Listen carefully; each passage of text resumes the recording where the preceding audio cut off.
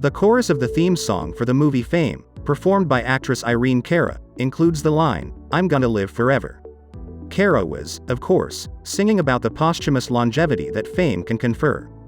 But a literal expression of this hubris resonates in some corners of the world, especially in the technology industry. In Silicon Valley, immortality is sometimes elevated to the status of a corporeal goal. Plenty of big names in big tech have sunk funding into ventures to solve the problem of death as if it were just an upgrade to your smartphone's operating system. Yet what if death simply cannot be hacked and longevity will always have a ceiling, no matter what we do? Researchers have now taken on the question of how long we can live if, by some combination of serendipity and genetics, we do not die from cancer, heart disease or getting hit by a bus. They report that when omitting things that usually kill us, our body's capacity to restore equilibrium to its myriad structural and metabolic systems after disruptions still fades with time. And even if we make it through life with few stressors, this incremental decline sets the maximum lifespan for humans at somewhere between 120 and 150 years. In the end, if the obvious hazards do not take our lives, this fundamental loss of resilience will do so. For the study, Timothy Pyrkov, a researcher at a Singapore-based company called Gero, and his colleagues looked at this pace of aging in 3 large cohorts in the US, the UK and Russia. To evaluate deviations from stable health, they assessed changes in blood cell counts and the daily number of steps taken and analyzed them by age groups. For both blood cell and step counts, the pattern was the same.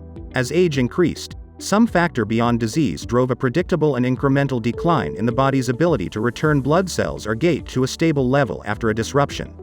When Pyrkov and his colleagues in Moscow and Buffalo, New York, used this predictable pace of decline to determine when resilience would disappear entirely, leading to death, they found a range of 120 to 150 years.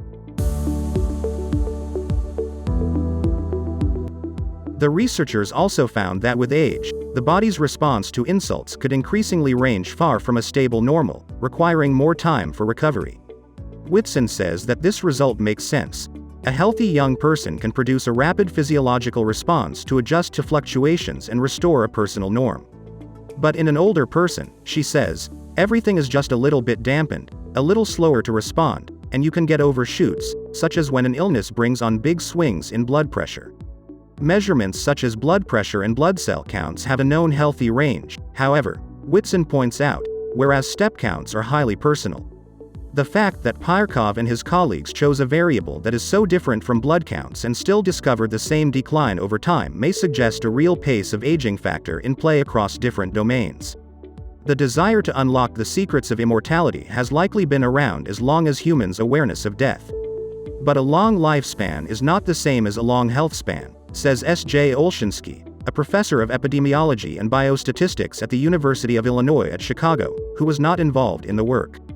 The focus shouldn't be on living longer but on living healthier longer, he says.